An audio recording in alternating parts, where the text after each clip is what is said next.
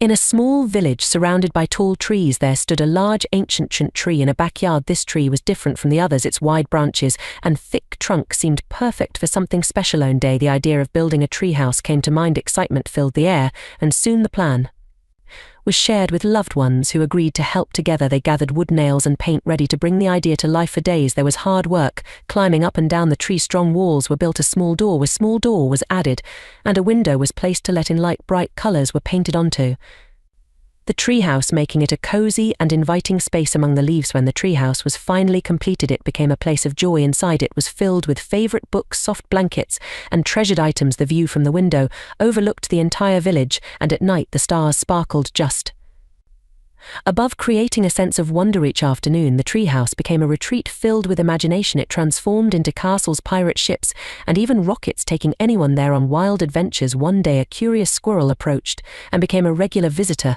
adding a touch of nature